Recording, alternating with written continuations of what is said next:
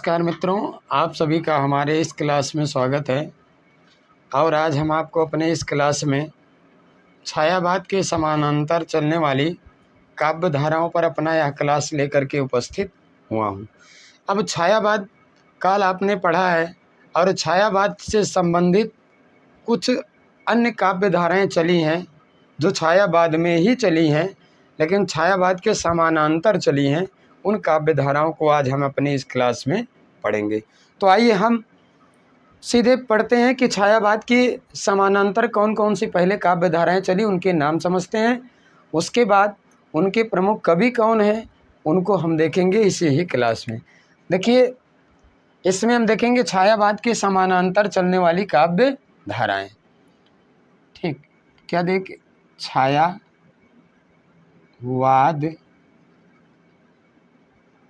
के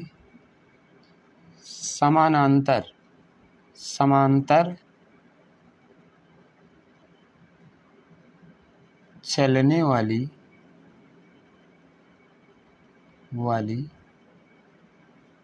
काव्य धाराएं। ठीक, यानी चलने वाली काव्य धाराएं। अब छायावाद के समानांतर कौन कौन सी काव्य धाराएं चली। ठीक, और ये पेज नंबर 1 है। ठीक, यानी छायावाद जो आपका है, उस छायावाद के समानांतर हिंदी साहित्य में कौन कौन सी अन्य काव्य धाराएं चली हैं। तो देखिए, छायावाद के समानांतर कौन कौन सी काव्य धाराएं चली हैं। तो छायावाद के समानांतर 3 काव्य धाराएं चली हैं। ठीक, अब हम इसको एक डायग्राम के माध्यम से समझते हैं कि छायावाद के समानांतर चलने वाली 3 काव्य धाराएं। तीनों काव्य धाराओं को पहले हम देख लेते हैं कि तीनों काव्य धाराएं कौन कौन सी हैं। ठीक, तो पहली जो काव्य धारा है, पहली काव्य धारा है व्यक्ति। ठीक, व्यक्ति चेतना प्रधान काव्य धारा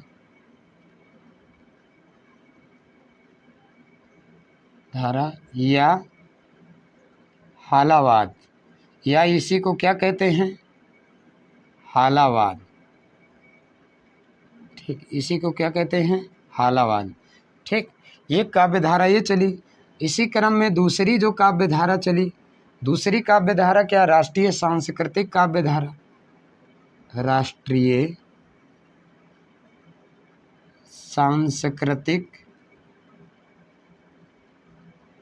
राष्ट्रीय सांस्कृतिक काव्य धारा, ये दूसरी काव्य धारा चली, राष्ट्रीय सांस्कृतिक काव्य धारा। इसी क्रम में तीसरी काव्य धारा कौन सी चली, तो तीसरी काव्य धारा भी हम इसी में देख लेते हैं। यानी तीसरी क्या है, समष्टि प्रधान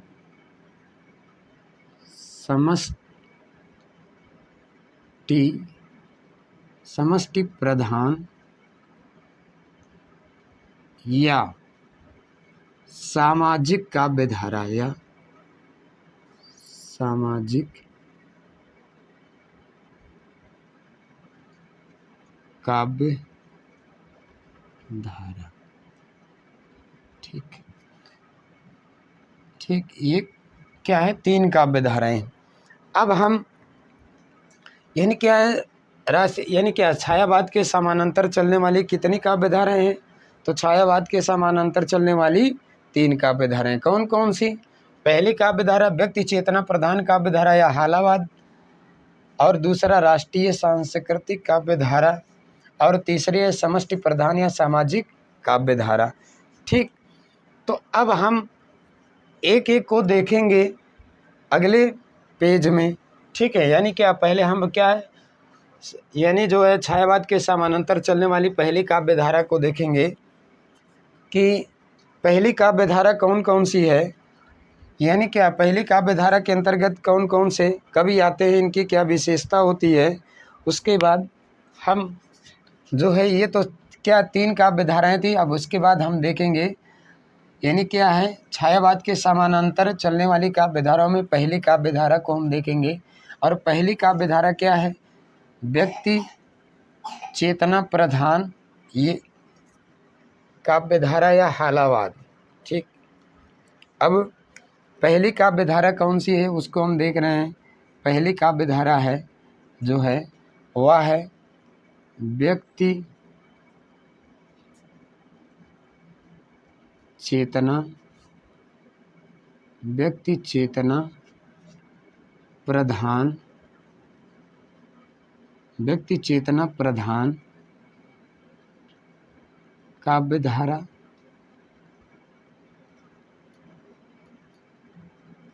या इसी को हालावाद भी कह सकते हैं। इसी को क्या कह सकते हैं? हालावाद। ठीक, अब देखिए इसकी हम पहले परिभाषा देख लेते हैं। यानी व्यक्ति चेतना या इसकी हम परिभाषा देखेंगे। व्यक्ति चेतना या व्यक्ति चेतना प्रधान काव्य धारा की पहले हम क्या देख रहे हैं? पहले हम देखेंगे परिभाषा। इसकी परिभाषा क्या हो सकती है? तो इसकी परिभाषा हम देखेंगे छायावाद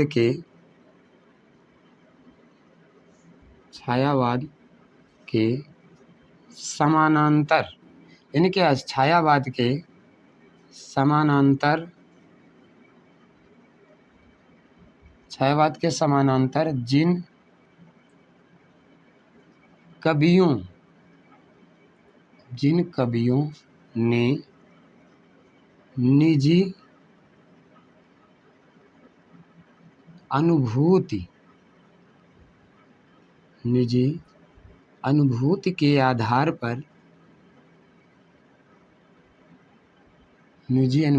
आधार पर प्रेम मस्ती एवं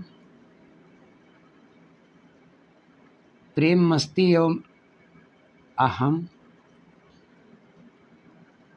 से संबंधित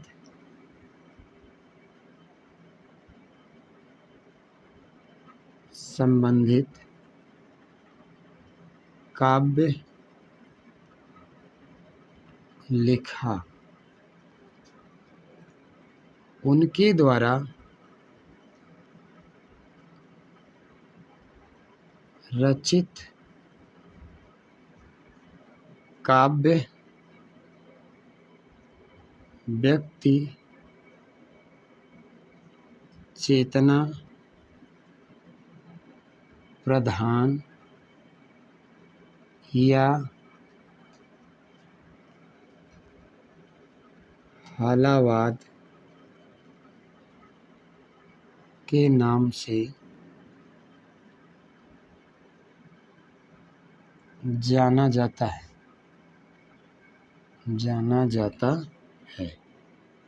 ठीक, यानी छायावाद के समानांतर जिन कवियों ने निजी मतलब स्वयं अपनी अनुभूति के आधार पर प्रेम, मस्ती और अहंकार से संबंधित काव्य लिखा, उनके द्वारा रचित जो काव्य है वह क्या है? व्यक्ति चेतना या हालावाद के नाम से जाना जाता है। अब इसकी समय सीमा क्या है? ठीक, यानी इसकी समय सीमा क्या माना है कवियों ने, तो इसकी समय सीमा भी आप जान लीजिए क्या है। इसकी समय सीमा जो है सन 1933 से 1936 ईस्वी तक। ठीक, 1933 से 1936 ईस्वी तक हिंदी साहित्य में क्या है? हालावाद है। ठीक किया। उसके बाद हालावाद के प्रवर्तक कौन माने जाते हैं इसको भी देखते हैं। हालावाद के प्रवर्तक, तो हालावाद के प्रवर्तक हरिवंश राय बच्चन माने जाते हैं। हरिवंश राय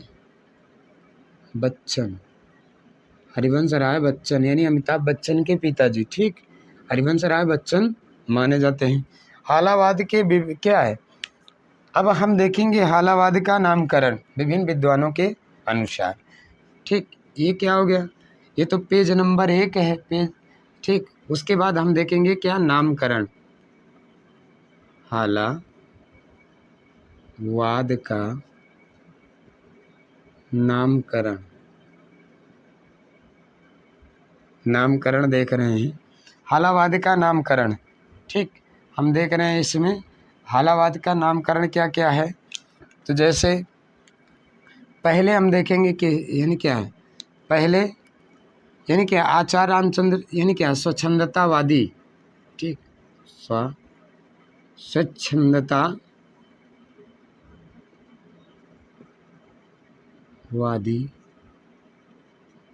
स्वच्छंदतावादी काव्य किसने कहा है? तो क्या है, आचार्य रामचंद्र शुक्ल, आचार्य रामचंद्र शुक्ल ने कहा है। स्वच्छंदता वाली हाथ क्या किसने कहा है? उसके बाद दूसरा नामकरण हम देखेंगे हालावाद। हालावाद किसने कहा? हालावाद को हालावाद किसने कहा है? तो हालावाद को हालावाद नंद दुलारे वाजपेयी, नंद दुलारे वाजपेयी ने कहा है।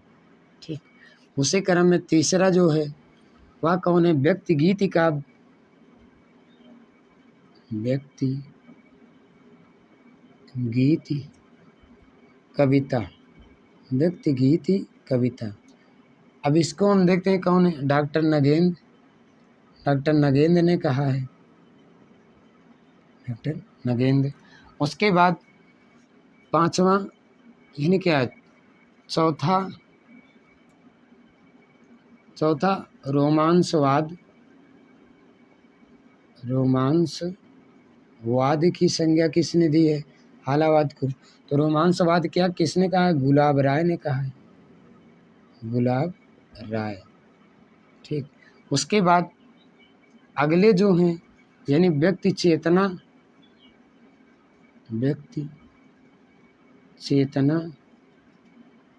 प्रधान काव्य किसने कहा है? व्यक्ति चेतना प्रधान काव्य किसने कहा? तो हरिवंश राय बच्चन ने कहा। ठीक, यानी क्या है, गणपति चंद्र गुप्त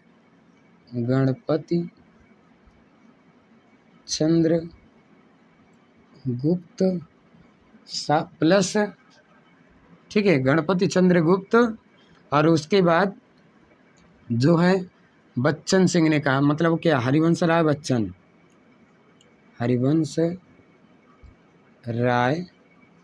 बच्चन ने। ठीक, यानी हरिवंश राय बच्चन ने हालावाद को जो है व्यक्ति चेतना या प्रधान काव्य कहा है। तो देखिए यह क्या है, हम इसमें पढ़ रहे हैं छायावाद के समानांतर चलने वाली काव्य धाराएं। उसमें पहली काव्य धारा व्यक्ति चेतना प्रधान काव्य धारा या हालावाद। परिभाषा क्या है? छायावाद के समानांतर जिन कवियों ने निजी अनुभूति के आधार पर प्रेम, मस्ती और मुहिम से संबंधित काव्य लिखा, उनके द्वारा रचित काव्य व्यक्ति चेतना या हालावाद के नाम से जाना जाता है। इसकी समय सीमा 1933 से 1936 है। हालावाद के प्रवर्तक हरिवंश राय बच्चन माने जाते हैं। हालावाद का नामकरण में स्वच्छंदतावादी काव्य आचार्य रामचंद्र शुक्ल ने कहा। हालावाद किसने कहा? नंद दुलारे वाजपेयी ने कहा। व्यक्ति गीति कविता डॉक्टर नगेंद्र ने कहा। रोमांसवाद गुलाब राय। व्यक्ति चेतना प्रधान काव्य गणपति चंद्रगुप्त और जो है यानी हरिवंश राय बच्चन ने कहा। ठीक, तो ये तो हो गया क्या, पहला यानी क्या है, पहला पेज था। अब दूसरे पेज में हम देखेंगे यानी क्या हालावाद के प्रमुख कवि कौन कौन से हैं। उन कवियों को हम देख लेते हैं कि हालावाद के प्रमुख कवि कौन कौन से हैं। फिर अगले में हम जो समानांतर चलने वाली काव्य धाराएं उनके केवल नाम देखेंगे और उनके कवियों के नाम देख लेंगे। ठीक, यानी कि जो है अहम, ठीक, पेज नंबर 2 में हम देखते हैं कि हालावाद के प्रमुख कवि कौन कौन से हैं या रचनाकार। ठीक, पेज नंबर 2 में हम क्या देखने चले? पेज नंबर 2 में देखेंगे हालावाद के रचनाकार। हालावाद के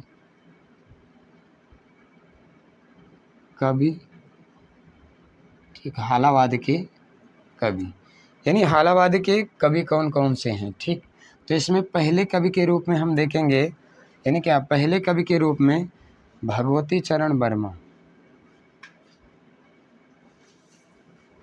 भगवती चरण वर्मा। दूसरे कवि के रूप में हम देखेंगे हरिवंश राय बच्चन, हरिवंश राय बच्चन। तीसरे कवि के रूप में हरिकृष्ण प्रेमी। चौथे कवि के रूप में हम देखते हैं गोपाल सिंह नेपाली, गोपाल सिंह नेपाली,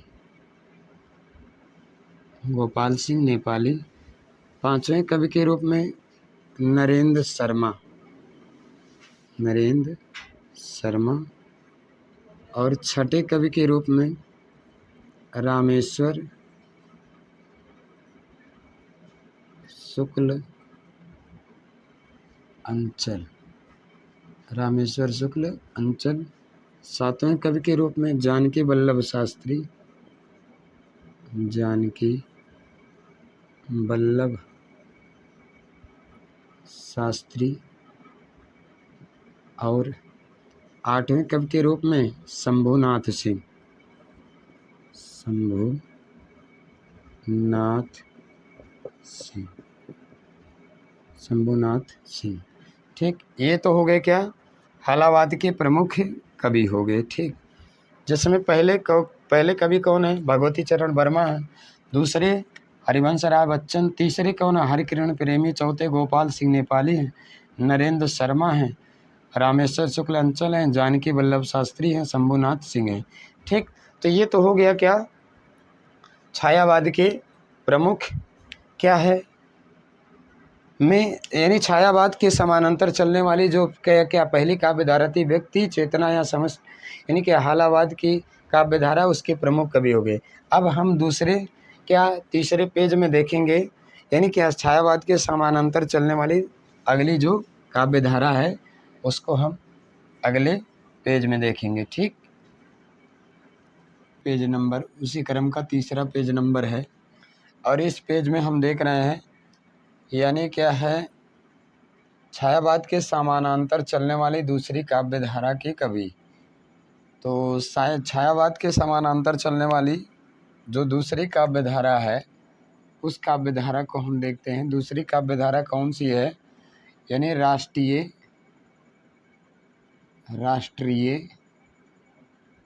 दूसरी काव्यधारा है राष्ट्रीय सांस्कृतिक, राष्ट्रीय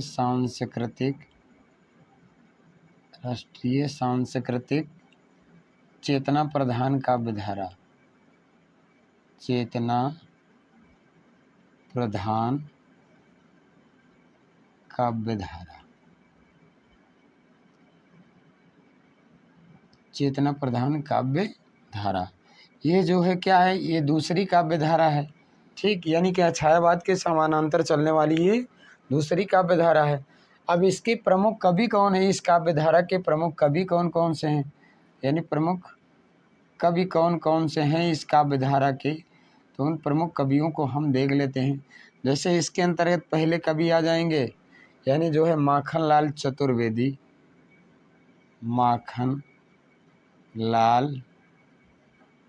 माखनलाल चतुर्वेदी। उसी क्रम में दूसरे जो कवि आ जाएंगे वह क्या है, बालकृष्ण शर्मा नवीन, बालकृष्ण शर्मा नवीन, बालकृष्ण शर्मा नवीन आ जाते हैं। तीसरे कवि के रूप में रामधारी सिंह दिनकर, रामधारी सिंह दिनकर का नाम आता है, रामधारी सिंह दिनकर, रामधारी सिंह दिनकर। चौथे कवि के रूप में जो है सुभद्रा कुमारी चौहान, सुभद्रा कुमारी चौहान। सुभद्रा कुमारी चौहान। पांचवें कवि के रूप में जगन्नाथ प्रसाद मिलिंद, जगन्नाथ प्रसाद मिलिंद, जगन्नाथ प्रसाद मिलिंद का नाम आता है। उसी क्रम में अगले कवि के रूप में यानी क्या सोहन लाल द्विवेदी, सोहन लाल द्विवेदी का नाम आ जाता है। उसी क्रम में अगले कवि के रूप में जो है सियाराम शरण गुप्त, सियाराम शरण गुप्त आ जाते हैं। उसी क्रम में आठवें कवि के रूप में जो है केदारनाथ सिंह आते हैं, केदारनाथ सिंह, केदारनाथ सिंह आ जाते हैं। उसी क्रम में अगले जो हैं देवकी नंदन विभव आ जाते हैं। यहाँ देख लेते हैं नौवें कवि के रूप में कौन, देवकी नंदन विभव, देवकी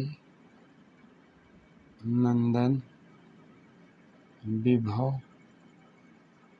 उसी क्रम में 10वें कवि के रूप में जो है महेश चंद्र प्रसाद है, महेश चंद्र प्रसाद। तो ये तो हो गए क्या, ये तो हो गए जो है राष्ट्रीय सांस्कृतिक चेतना प्रधान काव्य धारा के प्रमुख कवि हो गए। अब देखिए प्रमुख कवि के रूप में देखिए राष्ट्रीय यानी छायावाद काव्य धारा के समांतर चलने वाली जो काव्य धारा है, यानी उसकी यह यानी क्या पेज नंबर तीसरे पर हम दूसरी काव्य धारा दे रहे हैं। तो देखिए पहली काव्य धारा में हमने देखा था क्या, व्यक्ति चेतना, ठीक है, व्यक्ति चेतना प्रधान काव्य धारा या हालावाद। उसी क्रम में हम दूसरा काव्य धारा देख रहे हैं राष्ट्रीय सांस्कृतिक चेतना प्रधान काव्य धारा। अब इसके प्रमुख कवि कौन है, माखनलाल चतुर्वेदी हैं, बालकरण शर्मा नवीन है, रामधारी सिंह दिनकर हैं, सुभद्रा कुमारी चौहान है, जगन्नाथ प्रसाद मिलिंद हैं, सोहन लाल द्विवेदी हैं, सियाराम शरण गुप्त, केदारनाथ सिंह, देवकी नंदन विभव हैं और महेश चंद्र प्रसाद। तो ये तो हो गया क्या, यानी छायावाद समानांतर चलने वाली दूसरी काव्य धारा। उसके बाद हम अंतिम यानी क्या 3 काव्य धाराएं चली थी, तो अंतिम काव्य धारा को हम पेज नंबर 4 पर देख लेते हैं कि अंतिम यानी क्या अगली काव्य धारा कौन सी है। और यदि आपको हमारा यह पढ़ाया समझ में आ रहा है तो आप हमारे चैनल ज्ञान गुरु हिंदी 97 को सब्सक्राइब करिए, लाइक करिए। ठीक, अब हम देखेंगे तीसरी काव्य धारा कौन सी है। ठीक, यानी तो तीसरी काव्य धारा है समष्टि या सामाजिक चेतना प्रधान काव्य धारा। यानी तीसरी जो काव्य धारा है वह कौन सी है, समष्टि या सामाजिक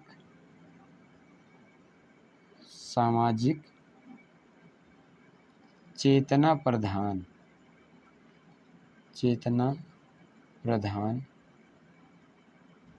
काव्य धारा। ठीक, यानी समष्टि या सामाजिक चेतना प्रधान काव्य धारा। अब इसके अंत यानी क्या समष्टि या सामाजिक चेतना यानी सामाजिक चेतना, समाज को जगाने के लिए जो काव्य धारा चली उसी को कहते हैं सामाजिक चेतना काव्य धारा। अब इसके प्रमुख कवि कौन कौन से हैं, यानी इस काव्य धारा के प्रमुख कवि कौन कौन से हैं, तो प्रमुख कवियों को हम देख लेते हैं। जैसे इसके अंतर्गत पहले कवि आ जाएंगे कौन, पहले कवि आ जाएंगे जानकी वल्लभ शास्त्री, जानकी वल्लभ शास्त्री, जानकी वल्लभ शास्त्री। दूसरे कवि के रूप में आ जाएंगे जो है यानी क्या दूसरे कवि के रूप में आ जाएंगे नरेंद्र शर्मा, नरेंद्र शर्मा। ठीक, तीसरे कवि के रूप में विद्यापति कोकिल, तीसरे आ जाएंगे कौन, विद्यापति कोकिल,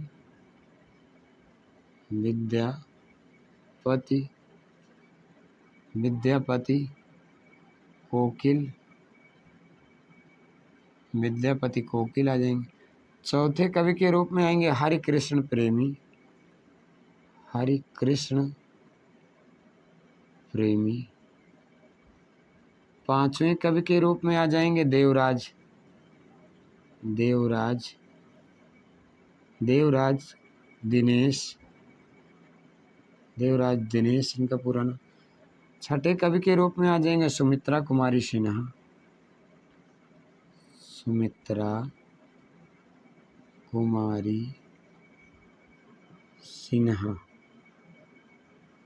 कुमारी सिन्हा। सातवें कवि के रूप में आ जाएंगे कौन? डॉक्टर राम कुमार वर्मा।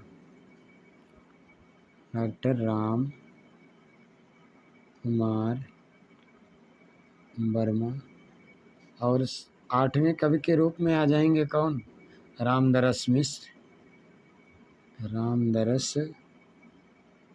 मिश्र। और नौवें कवि के रूप में आ जाएंगे कौन? लक्ष्मी नारायण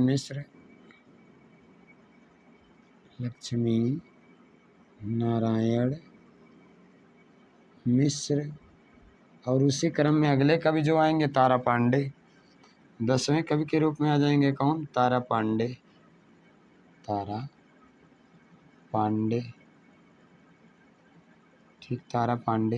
तो ये तो हो गया क्या? समानांतर चलने वाली काव्य धाराएं। तीसरी काव्य धारा थी और ये पेज नंबर 4 था। ठीक, ये पेज नंबर 4 था। और पेज नंबर 4 पर हम देख रहे हैं समष्टि या सामाजिक चेतना प्रधान काव्य धारा। इसके प्रमुख कवि कौन है? जानकी वल्लभ शास्त्री, नरेंद्र शर्मा, विद्यापति कोकिल, हरिकृष्ण प्रेमी, देवराज दिनेश, सुमित्रा कुमारी सिन्हा, डॉक्टर राम कुमार वर्मा, रामदरस मिश्र और लक्ष्मी नारायण मिश्र तथा तारा पांडे। ठीक, तो ये तो था यानी क्या? छायावाद के समानांतर चलने वाली प्रमुख काव्य धाराएं। ठीक, और अब हम आपको यानी अपने अगले क्लास में आपको प्रगतिवाद पढ़ाएंगे। और प्रगतिवाद की परिभाषा, समय सीमा या नामकरण और उनके प्रमुख कवि, विशेषताएं, उनकी प्रमुख रचनाएं, इस पर अपना यह अगला क्लास लेकर के उपस्थित होंगे। और यदि आपको हमारा यह क्लास पसंद आए तो आप हमारे चैनल ज्ञान गुरु हिंदी 97 को आप सब्सक्राइब करिए, लाइक करिए, ठीक, और कमेंट भी करिए। ठीक है, धन्यवाद।